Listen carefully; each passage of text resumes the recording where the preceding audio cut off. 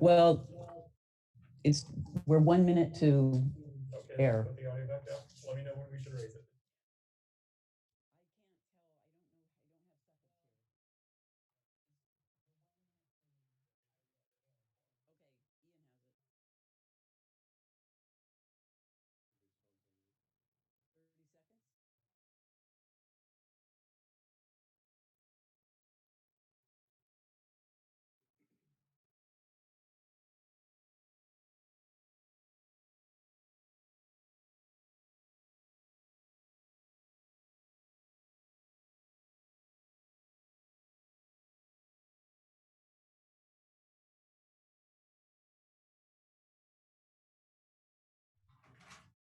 Welcome everyone to today's webinar, Coronavirus COVID-19, Continued Guidance and Resources for Santa Cruz County Businesses. My name is Andy Constable and I am the Economic Development Manager for the County of Santa Cruz, and I will be your host. Today's agenda covers a variety of topics that represent updates from our previous webinar presented last Friday and additional information in response to business community's requests. The information that we'll be sharing with you today will be presented by the speakers listed in the order that you see on the slide. So with me today is Rebecca Unit from the City of Santa Cruz, who is the Business Liaison, Brenda Napoli, the Director of the Small Business Development Center, or SBDC, Andy Stone, Director of the County Workforce Development Board, Candace Elliot, Founder and Principal of Fortress and Flourish, and also Downtown Liaison for the City of Santa Cruz Economic Development Department, Robert Singleton, Executive Director of the Santa Cruz County Business Council, and Casey Byer, Chief Executive Officer of the Santa Cruz County Chamber of Commerce. At the end of the webinar, we will have a Q&A period to answer as many questions that you post to the chat during the webinar, and we'll also try to answer some questions as we go through the presentation. Before we get started, I would like to let everybody know that this is a live broadcast and it is going to be available on CTV's YouTube channel, the county's Facebook page, and the CTV Comcast Channel 25 and Charter Channel 71, both of which will be available for replay. Lastly, the slides to this presentation will also be posted to the county's economic development website, sccvitality.org. So just to recap from our last webinar, the county and the state both issued a shelter-in-place order on March 16th and March 19th. Within those orders was some pretty strong language that allowed for certain businesses to remain open. Those businesses were referred to as essential businesses and are best defined in the county's order, the shelter-in-place order, under item 10, definitions and exemptions. I highly recommend reading the county's order to verify if your business is included as essential.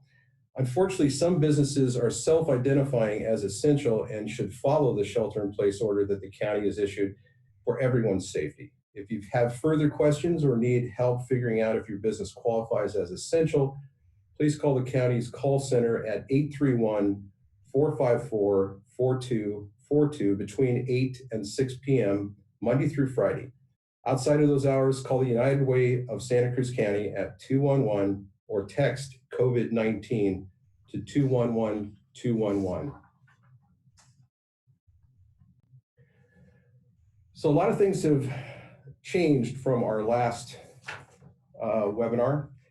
First, following action by Governor Newsom, which granted local governments the power to impose eviction restrictions, the county's Board of Supervisors on March 24th approved an eviction moratorium for local residents and businesses that takes place immediately and will run until May 31st. Although this action was in support of families and businesses, we recognize that it also impacts those that own rental properties. With that in mind, we suggest rental property owners follow best practices that are available through various organizations, which you see here listed on the screen. As you can see from the slide, regrettably, as of today, there are no known economic relief programs specifically for commercial or residential landlords to help economic injury due to the coronavirus pandemic. However, there are several organizations that are aggressively pursuing potential programs at the state and federal level. We will work to bring you any changes or opportunities as they become available. Until then, we urge owners, managers, tenants to partner and find optimal solutions. So in addition to the board's action, the county's Office for Economic Development has taken several steps to update and improve access to the available information.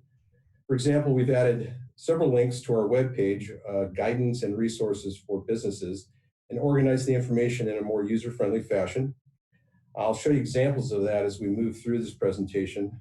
We're continually adding links and other information to our LinkedIn page and the county's Facebook page. And we have provided information on both today's webinar and the webinar that we presented last Friday. So this is a screen grab of our website, the Economic Development's website, sccvitality.org.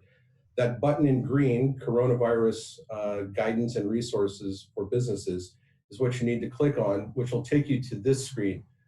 This is our links page, which shows a host of resources that are available for businesses.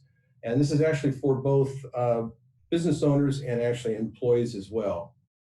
This is another screen grab of the same page. As you work down the page, I'm highlighting this because what we've done is spread out and categorize the information so that it's a little easier to find. For example, the funding opportunities and advice section has the Small Business Administration link, which will take you to the application process, and also the Small Business Development Center, which Brandon will be speaking about, which is a great advisors to go to for information and also help with those applications. And then further down that page, you'll see industry-specific resources. We've added several links here which are specific to restaurants, hotels, and retail. And as you move down the page, down there at the bottom, you're going to see webinars and other information. This is where we're going to be placing not only last week's, as you see there, not only the slides, but also the video presentation, but also the slides and the video presentation from today as well. And lastly, there's several links that are on this page that are for businesses to go to if they're able to stay open and provide curbside service or delivery service. These websites are out there and available to businesses to basically keep customers aware of the fact that you're still open and what your hours are, as well as what services you can provide. And with that, I'd like to turn it over to Rebecca Unit from the City of Santa Cruz. Thank you. Thanks, Sandy. This is Rebecca with the City of Santa Cruz. I'm the business liaison. My role is to really serve as a point of contact for businesses at City Hall. Today, I want to give just a brief overview of some of the resources the city has been working on in response to the coronavirus outbreak. Andy, if you can change the slide, thank you. So this past Tuesday, similar to the County Board of Supervisors, the City Council approved an emergency ordinance to enact a residential and commercial eviction moratorium. The ordinance went into effect on March 24th and will continue until May 31st, but the council can extend this by a vote, and they're scheduled to revisit this ordinance during their second meeting in May. This moratorium is designed to provide protection from eviction only and does not relieve tenants of their rental obligations. Renters should contribute the amount that they are able each month and will be still responsible for paying any back rent due to their landlords. Tenants and landlords are encouraged to negotiate a repayment plan that may extend 6 months beyond the end of the coronavirus crisis. We've prepared a frequently asked questions document that you can view online in both English and Spanish. And you can access that at cityofsantacruz.com/coronavirus for more details. Next slide, please. We've also developed a business resource landing page on the economic development website to santacruz.com. We're updating this page daily to provide the latest information on local, state, and federal programs. We're also posting links to recordings as well of previously held webinars to provide that information to business owners as their time allows. You can access this page directly by going to choosesantacruz.com/coronavirus. We'll be adding to that daily as we learn more information. Next slide, please. And in addition to the resources on our landing page, the City of Santa Cruz is acutely aware of the challenges businesses and employees are experiencing during this time. and we're actively working to find points of relief for recurring fees charged to businesses from the city, as well as providing new resources to support our businesses directly. The city's already committed to automatically renewing parking permits for businesses for the next month. We're not charging parking for any of our city parking lots and meters, and Santa Cruz Municipal Utilities is accepting requests to reduce or suspend garbage service and has developed a hardship declaration form for businesses and residents unable to pay their utility bills due to the COVID-19 outbreak. Santa Cruz Municipal Utilities will not charge late fees, and utility service will not be discontinued. You can learn more and request assistance by visiting cityofsantacruz.com/SBMU. Next slide, please. Finally, I want to let you know that we have a strong team committed to serving our local businesses during this COVID-19 response citywide. Our economic development team is led by our director, Bonnie Lipscomb, and in addition to myself, includes Candace Elliot and Amanda Rotella. We are all working diligently to collect all the latest information to be able to send that out to you, and we're responding to inquiries and working to develop some new tools to support our businesses. Please visit our online resources for information and contact us directly with your questions or concerns so we can help you through this challenging time. And that's all I have today, and I will send it over to Brandon from the SCDC. Thanks, Rebecca. This is Brenda Napoli, Director of the Small Business Development Center here in Santa Cruz County. We've been here for 35 years, serving all types of federally legal businesses. We have a team of advisors, all subject matter experts in different aspects of business, many of which have had a business or still have a business here in the county. So anything from general strategy to HR, to lease negotiation, to finance and marketing. We have an advisor that can help for you. Our services are absolutely free of charge, and so there's really no reason not to contact us and let us help you out. This first slide has our website, which we put on the newest information that we have, santacruzsbdc.edu. We also have our phone number there, 831-479-6136, that you can reach out and apply for services. So there's 5 things I want to quickly talk about. First is your business model, then going into your numbers, your cash flow, working with banks, and applying for the economic disaster loan that's out right now. So the first thing is your business model. My recommendation is to put this on paper at this point and be able to talk through every part of it. Write out what it is, what needs to change, or what is likely to change, and be honest with what you know and what you don't know, and ask for help. The second piece of advice I say is know your numbers and have them on paper. Expect accountants to be very busy at this point, but play out different scenarios to know where you could be if different assumptions happen. The third bit of advice is to really try to extend your existing cash flow.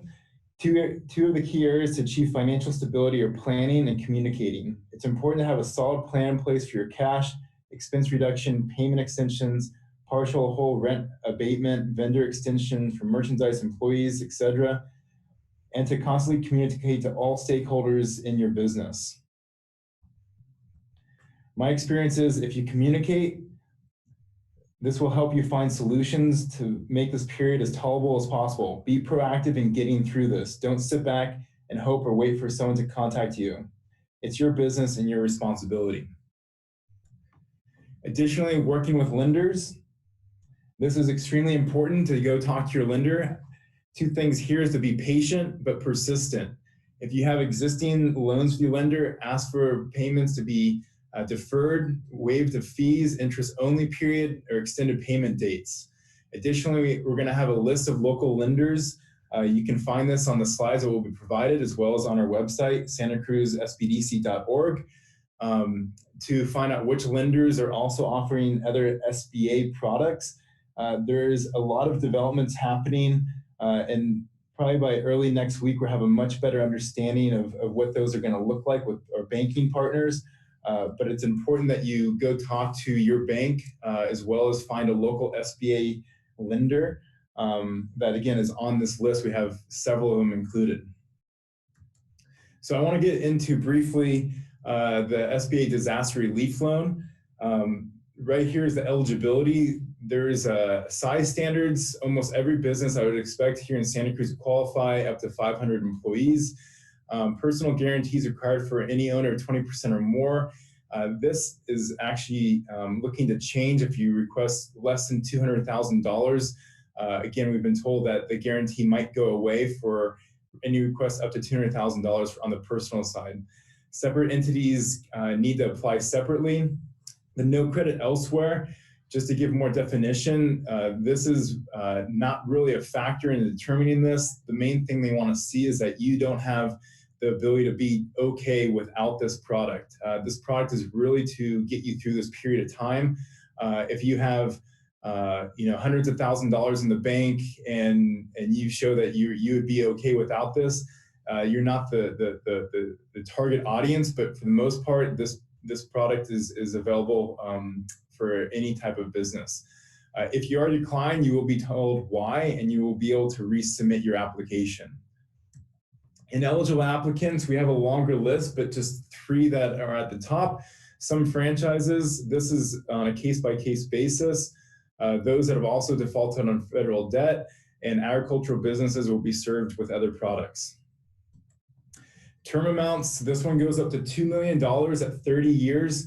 There is no prepayment penalty. You can pay it off early. There's no payment, there's no fees to actually apply. Again, I highly recommend that you utilize our services to make sure you get your application in correctly. There is no real reason that you should be paying anyone to do this for you.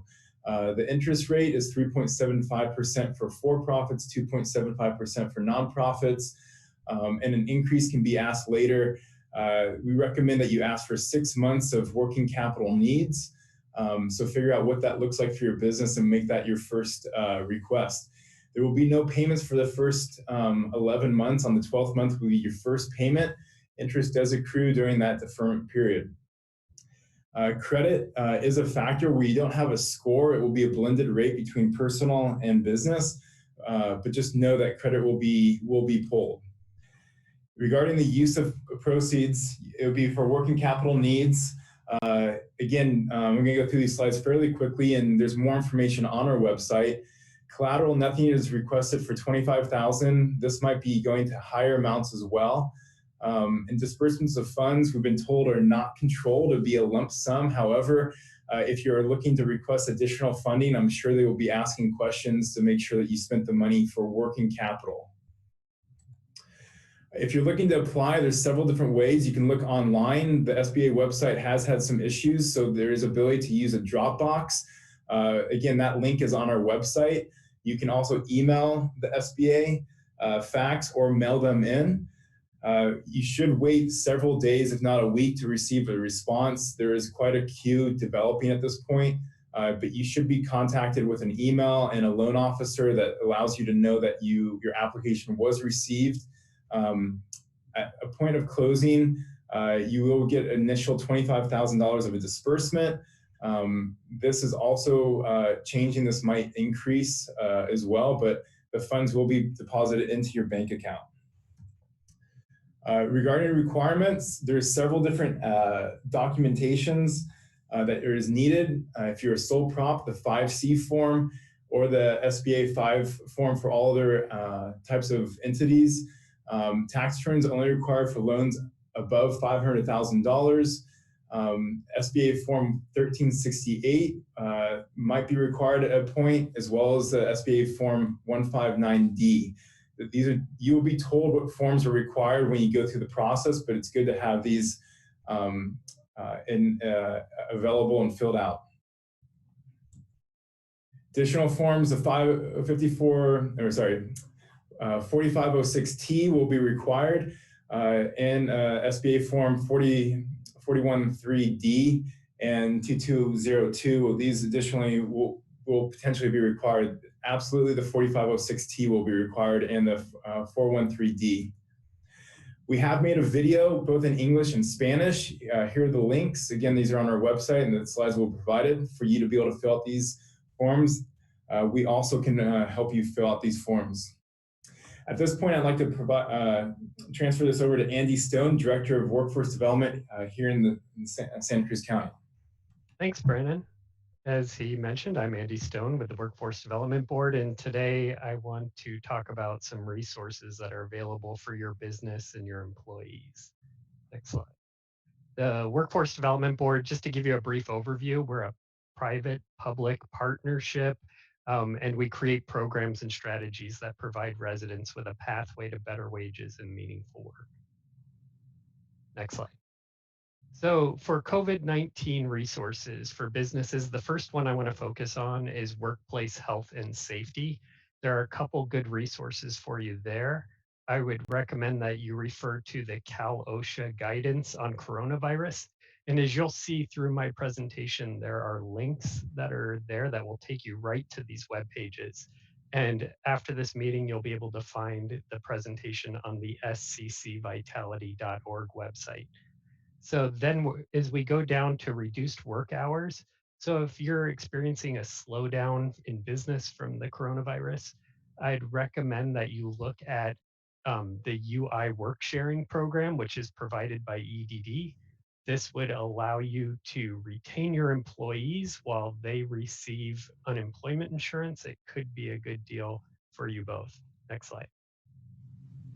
So if you're experiencing a potential closure or layoff, whether it's coronavirus related or not, please contact Belinda Barr. You'll see her number here, 831-763-8872, or her email address. She'll be able to work with your business to potentially avert the layoffs, but if not, we can provide on-site or virtual services to your workers, letting them know about what benefits are available for them. As far as tax assistance goes, employers experiencing a hardship may request a 60-day extension. I provided some phone numbers here from EDD for you to contact to learn more about those opportunities. Next slide. And for workers, there are a couple ways here that you can access some services available through EDD. Disability insurance benefits may be available if you have experienced wage loss due to COVID-19 exposure. If you have to care for an ill or quarantined family member, you can look at paid family leave. Again, there are links here that will take you to more information. And unemployment insurance is available if your child's school is closed and you have to miss work to be there for them, or if your hours have been reduced as a result of the coronavirus. And I'd be remiss if I didn't point out that there are several businesses right now that are looking for help. And it ranges everywhere from the US Census to grocery stores to gig jobs as well. Next slide. So if you do need to file an unemployment insurance claim, I recommend that you do it online at the edd.ca.gov website. The EDD phone lines have been jammed the last couple weeks, and wait times have been up to 2 to 3 hours. So I definitely would recommend that you go to that online site first. You also have the option of mailing in your unemployment insurance application or faxing it if you would like. They still use fax machines at EDD. And there are videos available on how to apply for unemployment insurance benefits.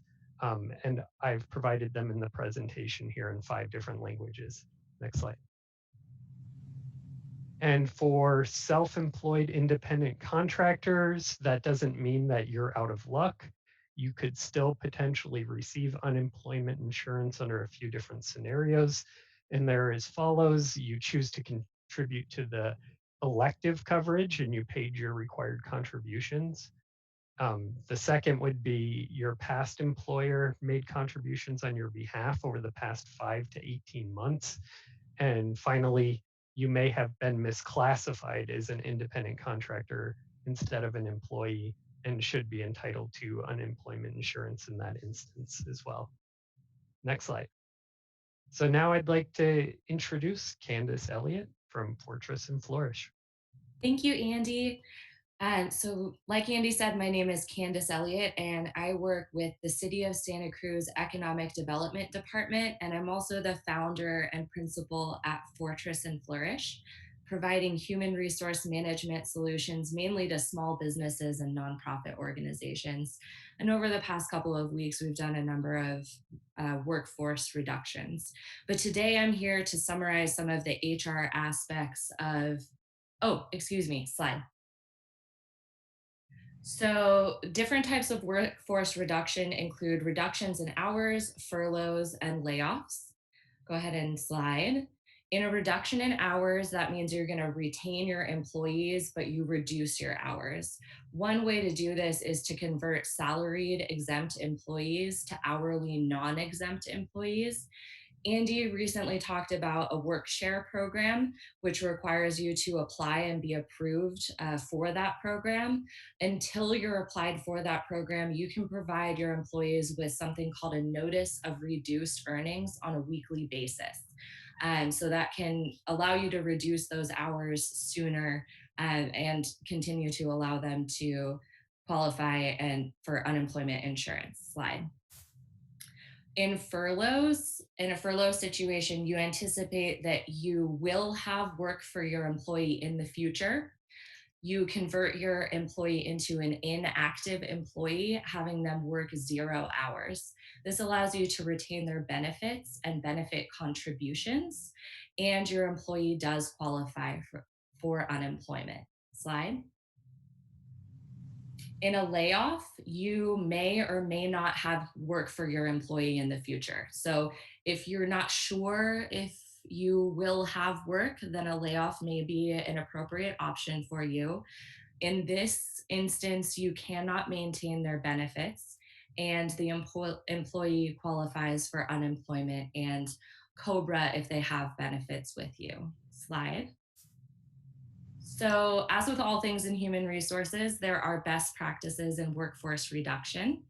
Um, Workforce reduction is an adverse employment decision. So, adverse employment decision includes something like, firing someone, reducing their hours, changing their type of employment. When you do this, you want to use objective criteria like all employees in a class or length of employment or some other kind of objective criteria. So anytime that you make a change in your employment agreement with your employee, you want to provide them with a notice of that change. Slide. So just a little review of unemployment insurance. Andy already covered this, but there's an online application. It typically takes 2 to 3 weeks for the first payment, but we are seeing longer wait times at this time. Slide.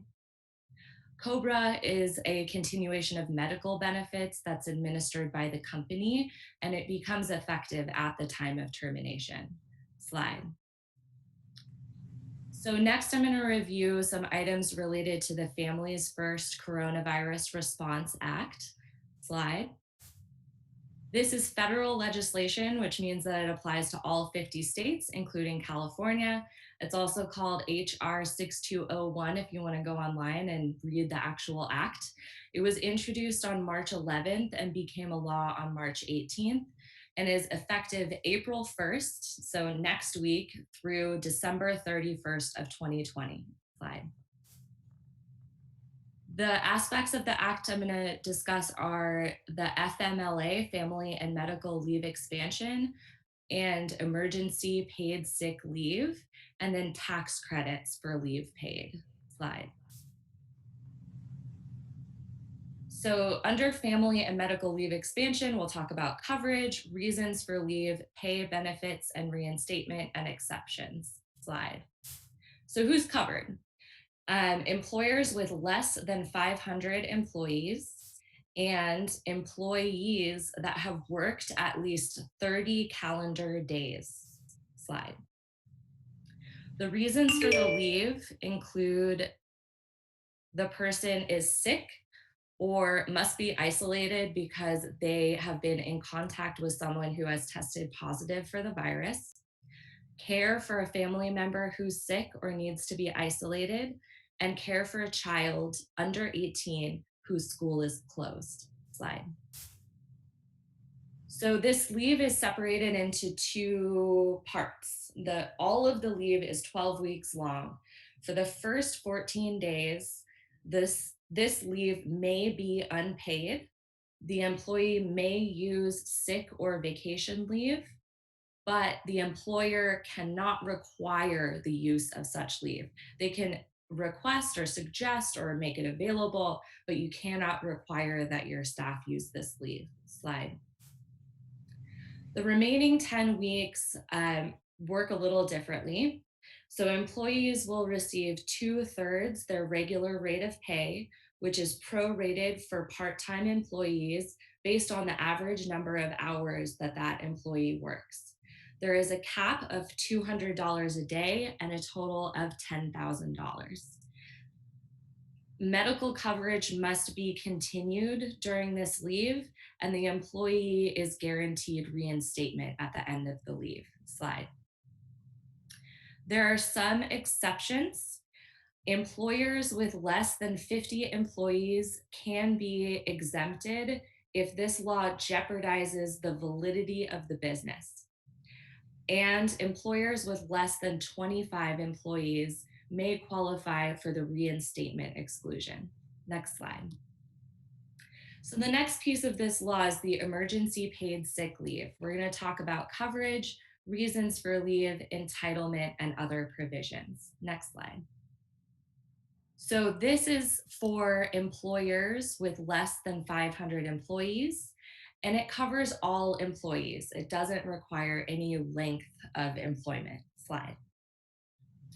So reasons for leave include quarantine and isolation orders, including California's stay-at-home order. Slide. Other reasons for leave include being sick or needing to be isolated, care for a family member who is sick or needs to be isolated, care for a child under 18 whose school is closed, and other, quote, substantially similar conditions. And as these laws, as we move forward in implementing these laws, some of the definitions for words like substantially similar will become more clear. Next slide. So the entitlement for full-time employees is 80 hours. This is prorated for part-time employees based on the average number of hours that they work. This emergency sick pay does not carry over to 2021, and this pay must be issued before any previously accrued sick leave. So you have to give this first if they have a qualifying condition. Slide. The caps on the entitlement for full-time employees are $511 a day and a total of $5,110. And then for 2/3 pay, it's that $200 a day and a total of $2,000. Slide. Some other things to think about are that it is unlawful to discharge, discipline, or discriminate against anyone who takes leave in accordance with this act, or anyone who files a complaint related to this act. Slide. So I'd like to introduce Robert Singleton, the Executive Director of the Santa Cruz County Business Council.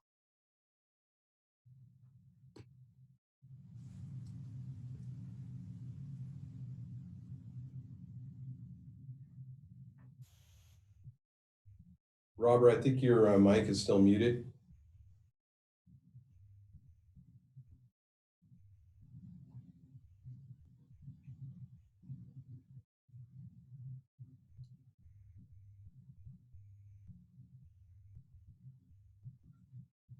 Robert, we'll give you a couple more minutes there to see if you can get your mic working, and then we'll jump forward if necessary. Sorry, my apologies. My internet just temporarily went down, but I'm here. So my name is Robert Singleton. I'm the Executive Director of the Santa Cruz County Business Council. I represent a consortium of the 85 or so largest employers in the matter of public policy. They'll be talking about the commercial moratoriums on evictions, and how you qualify, and then what you should do if you want to take advantage of these policies. So slide, please. So some of the impacts that you can claim for being in consideration for these moratoriums. For small businesses, obviously loss of revenue, loss of employees who you still are on the hook for the payroll, delays in capital that you're getting, from a commercial landlord standpoint, loss of rent payments, loss of tenants, and then also the decline in the underlying asset value. Talk about how these move forward. Slide, please. So essentially on Tuesday, the county, as well as all the incorporated cities, created a moratorium on commercial evictions. So this essentially is not utilizing their police power to enforce evictions. It does not mean that rent is waived. You're still going to be on the hook. And then counties and cities have very limited resources currently available for commercial tenants. Slide, please. So again, like I said, the county is not exercising its police power to enforce commercial and residential evictions. That's through the sheriff's office. So they declared a state of emergency on March 10th. And then the county superior court is delaying all unlawful detainer trials until May 4th. So people can still submit paperwork to go through with evictions, but neither the trials or the enforcement will be in effect. In order to qualify for the moratorium, you must have a documented loss of income due to either medical expenses and or compliance with the government orders affecting businesses.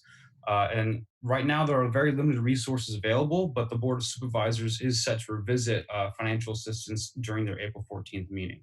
And like I said, this does not absolve a tenant to pay rent, and certain cities actually have specific payback periods. So Watsonville differs slightly in that the tenant is ordered to pay back rent within 6 months of the end of the public emergency as defined upon by council. And so that is going to be decided at a later date of when the public emergency can be not declared by the city council.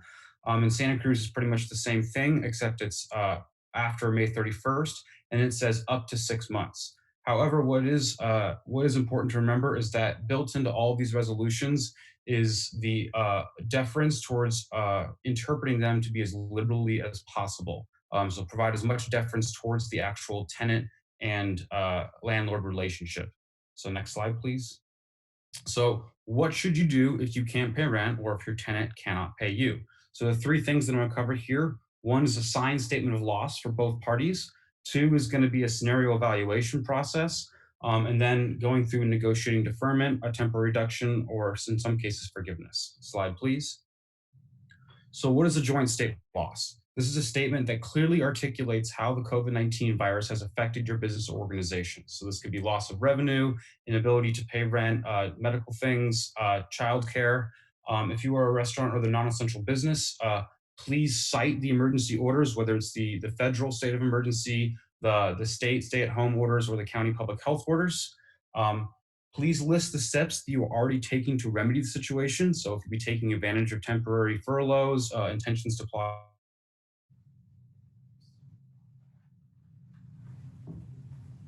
Sounds like we lost Robert again to internet connection. I'll give him a minute to get it back. Appreciate everyone's patience in the meantime.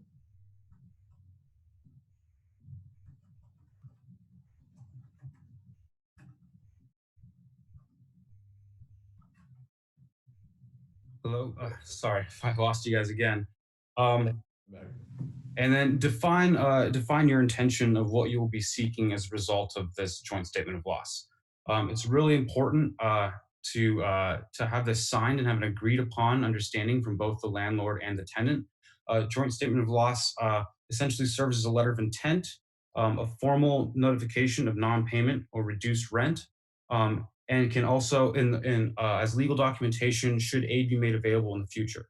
It's also symbolically important as a means of communication, as the starting point of negotiation, while recognizing that it in itself is not a formal binding contract. Next slide, please. So an evaluation period, I think Brandon covered a lot of this, but really you should define scenarios based upon the worst to best case scenario in terms of the expected assistance that you can rely on, the timeline normalcy, so whether or not May 3rd to happen in terms of the stay home orders, but also create scenarios that take into account worst case scenarios. Is your business seasonal, hospitality, business support? Has your market been permanently reduced? Again, there are going to be a lot of businesses that are going to be shuttering their doors. So if you're in business support or admin services, can you reasonably assume to have the same market as uh, uh, after the emergency orders have taken place.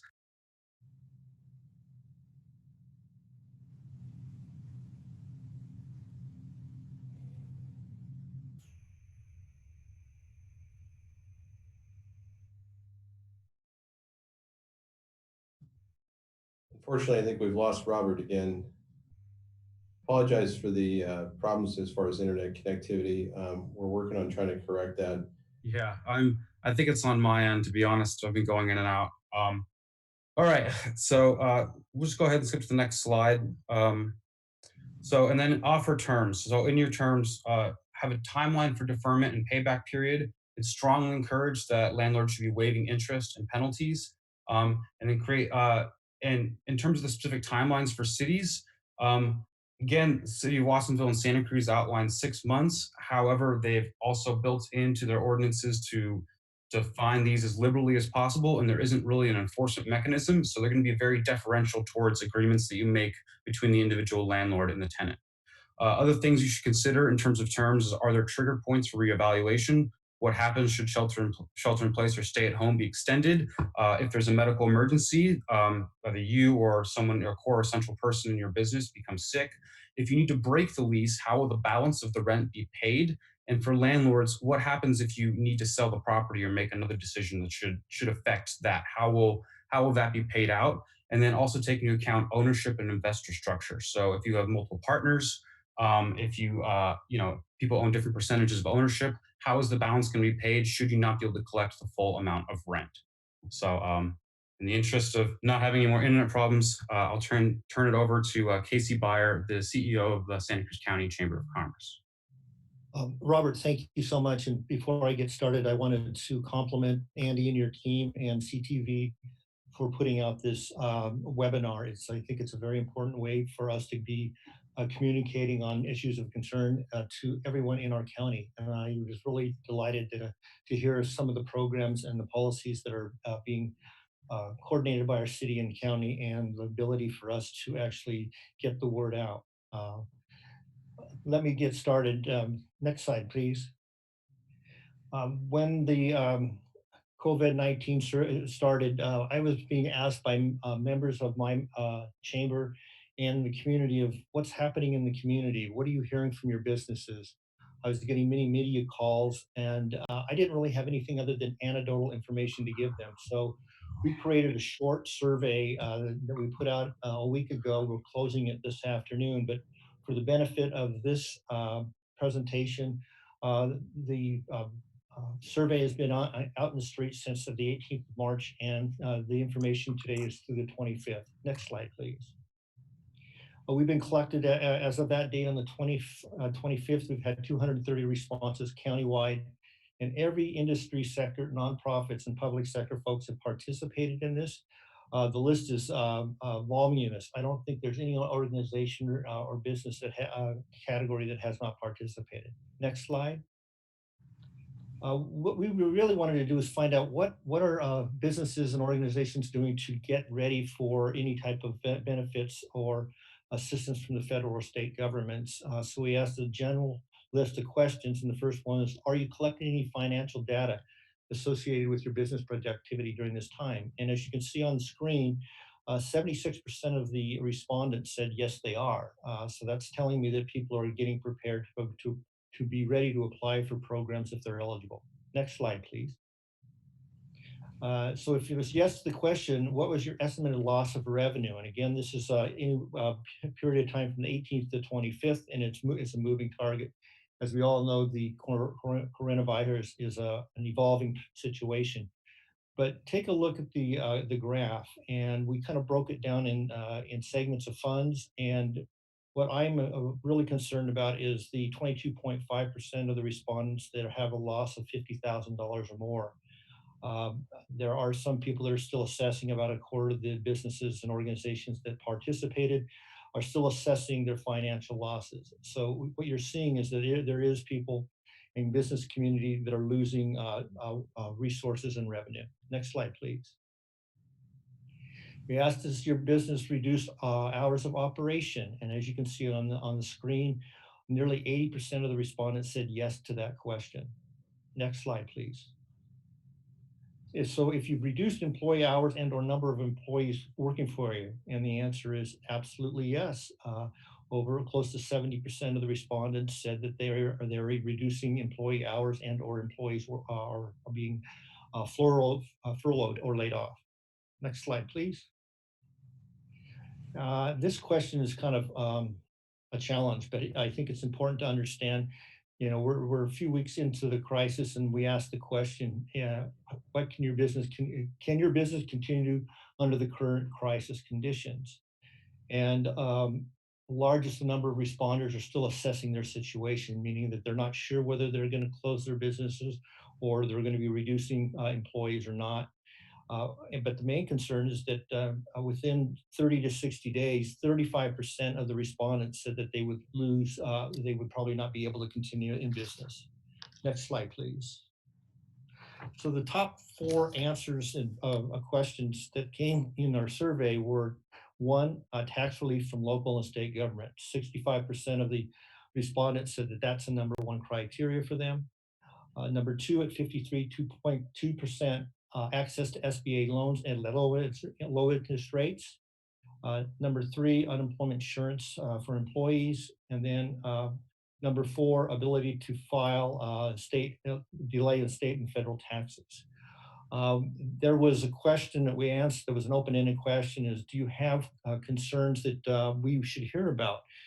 And we had over 135 different comments that were put out, some of them relating to lower rents during this time, both to the commercial renter and to the residential renter, postponing TOT and payroll tax payments. One respondent said he's being impacted by air quality and they're fining him if he doesn't pay the $700 by April 1st. And the questions go on and on. But the point being is it's real out there, folks. And the county government and state government and the local government, it's important for them to have some database so that they can take a look at. We will finalize the remainder service and we'll put a more extensive data analysis out later. Next slide, please. So that's questions. And I want to again thank Andy and his team for putting on this and hosting this webinar today.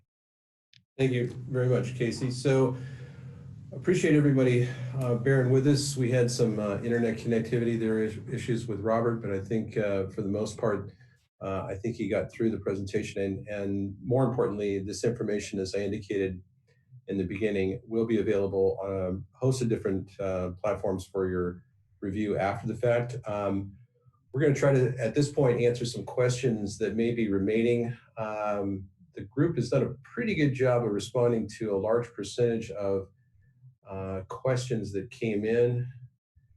Looks like. So can I'm going to start at the top here and see if we can pick off the ones that haven't been answered. Can a business apply for SBA loans for both a sole proprietor and an LLC? Yes, both entity structures are eligible. You can only apply once for each entity. So, but each sole prop and LLC can both apply. Paperwork on those are will be about the same, but we will be determined in underwriting.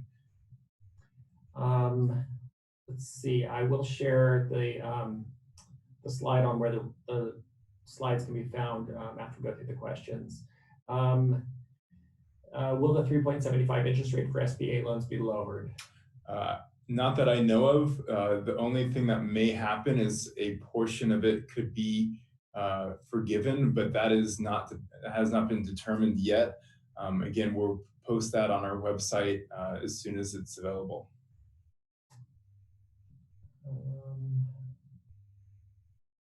Do sole proprietors have less forms to submit than LLCs? Not necessarily.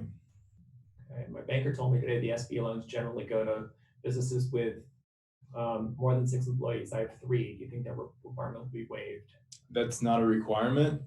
So I would say you should continue to talk to your banker or talk to another SBA banker. Do you know if employees of a company opting to do work sharing would be eligible for the $600 enhanced employee insurance payment through the CARES Act? Andy Stone, is that? Yes. So So that the answer is not yes. The answer is still up in the air there. So we're seeking guidance from EDD on this going forward. It's new, and EDD nor U.S. Department of Labor have published any guidance on work sharing and unemployment. So Andy Stone, another one for you as a Airbnb host. Are they potentially eligible for unemployment? So potentially, yes. There's the three areas that that EDD has provided as avenues towards unemployment. Also, I would encourage you to apply for unemployment because any future grants that come out may ask you if you've applied for unemployment and been turned down. But definitely, I can't make an assessment of unemployment eligibility on the phone. Yeah. Let's see. A small service business who has always paid rent on time for 4 years. I have no clients now and no revenue coming in. Landlord is demanding the rent. Where can I go to fully know my options to not pay or avoid being booted out? Robert Singleton or? Yeah, could you repeat the question again? I'm trying to look it up in the chat. Small service business who has always paid rent on time for 4 years.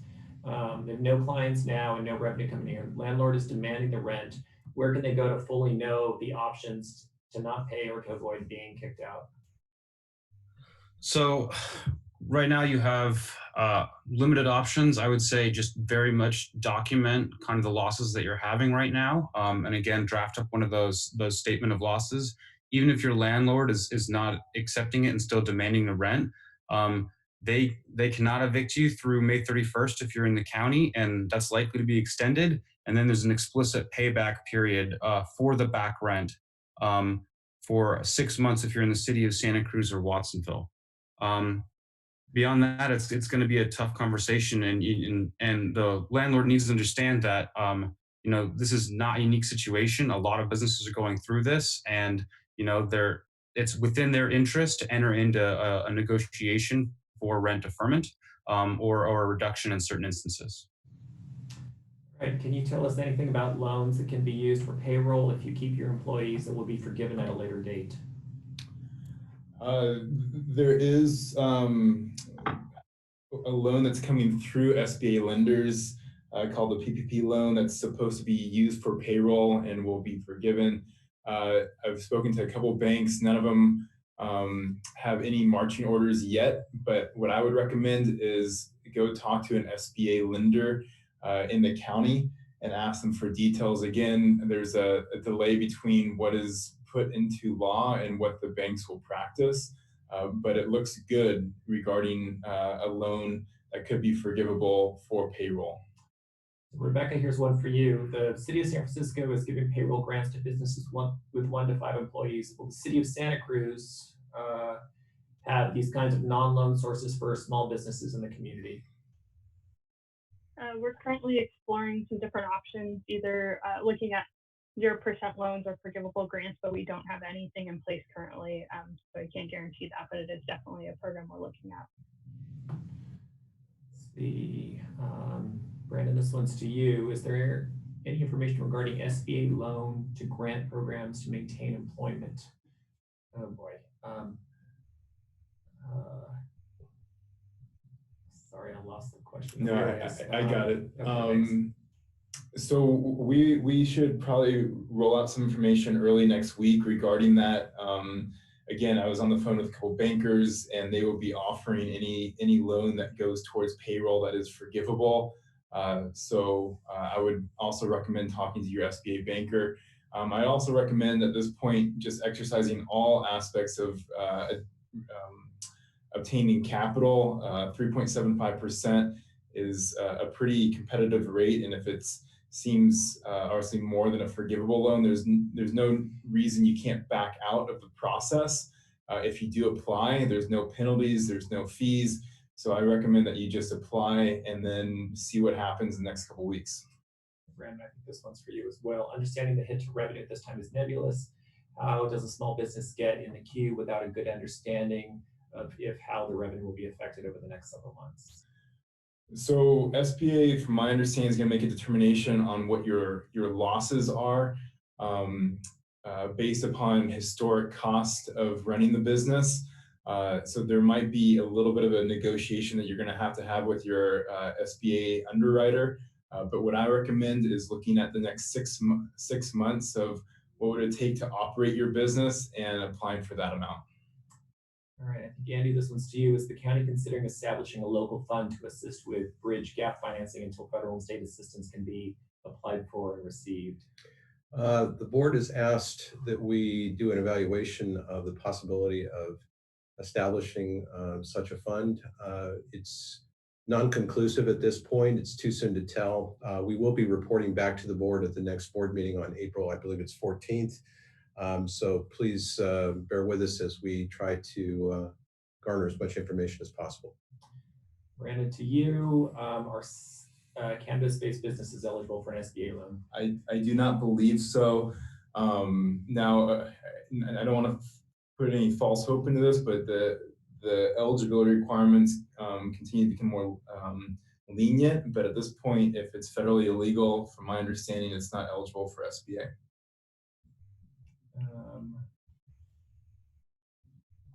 Okay. Let's see, our sole proprietor medical providers whose patients load is down 80% eligible for unemployment. So and this is Andy from the Workforce Development Board, for self-employed individuals, it is going to be rare where you qualify for unemployment insurance, but there are the 3 possible ways that EDD has directed people towards, which is one, which is an elective coverage, which you would know if you were paying into that. The second is you've worked for another employer who made contributions on your behalf over the past 5 to 18 months, or that you may have been misclassified. But other than that, yeah, there are not very many avenues for a self-employed individual to collect unemployment insurance. Where should we advise our employees that are still working but with less hours go for financial assistance? Well, for one, since I'm on the line already, I would recommend that they file for unemployment, because you can qualify for unemployment based upon working reduced hours. Let's see, the forms on the SBA website are in separate folders. Homeowner, sole proprietor only has 2 forms and the other has several. Do sole proprietors have to submit all of them? You should only have to submit what the SBA is requiring. If there's just those 2 forms, that's what they're asking. However, if you want to be extra cautious, I would recommend completing all those forms. Happy to go over those forms with you to ensure that you're filling out correctly and the correct forms. Okay, so a couple in their 60s who've been in business for 40 years. So no unemployment contributions, any unemployment funds available. I see Judy responded below, just answered. Okay, good. Can you let the audience know that Joby Aviation is making face shields? We'll have them ready on Tuesday. Okay, contact Doug Erickson at Santa Cruz Works. Can self-employed sole proprietors qualify for federal pandemic employment assistance? If so, how does one apply? So I don't know about the federal pandemic unemployment assistance. I believe that it would still be done the same way through EDD. So I would not be able to give you an answer on that now.